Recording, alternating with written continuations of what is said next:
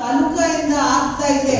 ಅದು ನನ್ನ ವಿಷಯ ಇದೆ. ಈ ಉದ್ಘಾಟನಾ ಸಮಾರಂಭಕ್ಕೆ ಸಿಗ್ನೇಚರ್ ಕ್ಯಾಂಪೇನ್ ಉದ್ಘಾಟನಾ ಸಮಾರಂಭಕ್ಕೆ ಉಪಸ್ಥಿತಿರ್ತಕ್ಕಂಥ ಬೆಳಗಾಂ ಜಿಲ್ಲೆಯ ಕಾಂಗ್ರೆಸ್ ಕಮಿಟಿ ಅಧ್ಯಕ್ಷರು ಶ್ರೀ ವಿನಯ್ ನವಲ್ಕಟ್ಟಿಜಿ ಅವರೇ, ಅವ್ರ ಜೊತೆ ಪ್ರಚಾರ ಸಮಿತಿ ಅಧ್ಯಕ್ಷರು ಚಿಕ್ಕೋಡಿ ವಿಭಾಗದಿಂದ ಬಂದಿದ್ದವರು ಮಲ್ಲಿಕಾರ್ಜುನ್ ಅವರೇ, ಬ್ಲಾಕ್ ಖಾನಾಪುರ ಬ್ಲಾಕ್ ಕಾಂಗ್ರೆಸ್ ಅಧ್ಯಕ್ಷರು ಈಶ್ವರ್ ಖಾಡಿ ಅವರೇ, ಮಹಂತೇಶ್ ರಾಹುಲ್ ಅವರೇ.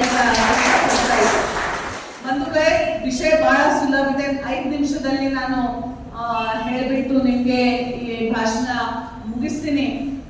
ನಮ್ಮ ನಾಯಕರು ಶ್ರೀ ರಾಹುಲ್ ಗಾಂಧೀಜಿ ಅವರು ವಿರೋಧ ಪಕ್ಷ ಪಾರ್ಲಿಮೆಂಟ್ ಅಲ್ಲಿ ವಿರೋಧ ಪಕ್ಷ ನಾಯಕರು ಇರ್ತಕ್ಕಂಥ ಶ್ರೀ ರಾಹುಲ್ ಗಾಂಧೀಜಿ ಅವರು ನಮ್ಮ ಎಲ್ಲರಿಗೆ, ಇಡೀ ದೇಶದ ಎಲ್ಲ ಕಾಂಗ್ರೆಸ್ ಕಾರ್ಯಕರ್ತರಿಗೆ, ಲೀಡರ್ಸ್ಗೆ, ಮುಖಂಡರಿಗೆ ಒಂದ್ ಕೈ ಕೊಟ್ಟಿದ್ದಾರೆ. ಏನಂತ, ಈ ವೋಟ್ ಚೋರಿ ಏನ್ ಪ್ರತಿಯೊಂದು ಜಿಲ್ಲೆಯಲ್ಲಿ ಪ್ರತಿಯೊಂದು ರಾಜ್ಯದಲ್ಲಿ ಆಗ್ತಾ ಇದೆ, ಇದರ ಬಗ್ಗೆ ಇಲೆಕ್ಷನ್ ಕಮಿಷನ್ಗೆ 5-6 ಪ್ರಶ್ನೆಗಳು ಕೇಳಿದ್ರು.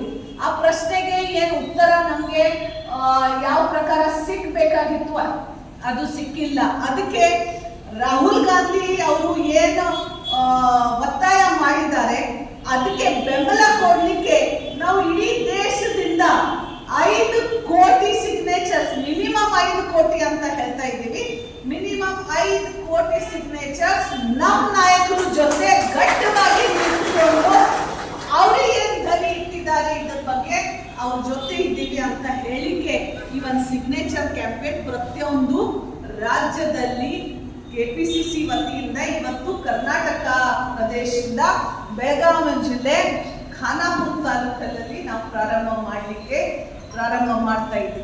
आणि या सगळ्यासाठी राहुल गांधींनी जो एक प्रण घेतलेला आहे, उन्होंने जो अपने निर्धार से इलेक्शन